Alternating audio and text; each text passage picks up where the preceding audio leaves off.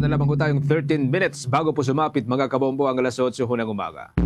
Naako tayo sa ilang pang mga provincial report. Ito hong matatag na relasyon sa pagitan po ng Pilipinas at ang Estados Unidos. Hiling po ng ilang mga Pinoy doon sa Washington, D.C. o saan po ginaganap itong historic inauguration itong si US President Donald Trump. May update po dyan ang Star FM Manila. Matatag na relasyon ng Pilipinas at Estados Unidos. Yan ang hiling ng ilang mga Pinoy, partikular na sa Washington, D.C., kung saan bukas ay magaganap na ang historic inauguration ni Donald Trump bilang 47th President ng United States of America.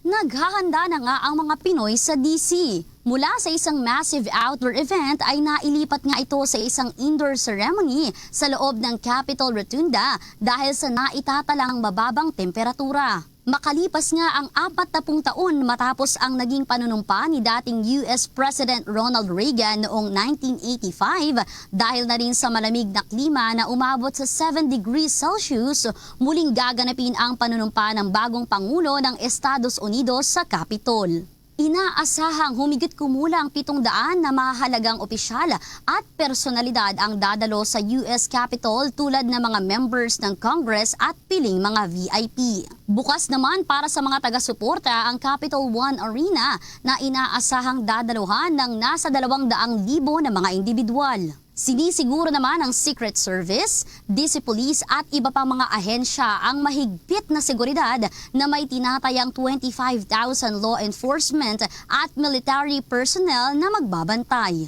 Sa exclusive interview ng 102.7 Star FM Manila kay Jason Lim, Pinoy na 32 taon nang naninirahan sa Washington, D.C., isang symbolic event umano ang panunumpa ni Trump dahil sa kanyang historic comeback para sa kanyang second term. Inaasahan rin nila ang kabilaang rallies kasabay ng seremonya. It's a symbolic event. Regardless of it's the left or the right, people will come to DC to hold rallies. At the same time, while there's rallies there's going to be counter rallies to oppose it. So that's mostly going to be the same thing that we're going to be seeing here in the nation's capital. Hiling naman ng Pinoy ang pagpapatuloy pa ng matatag na relasyon ng Estados Unidos at ng ating bansa.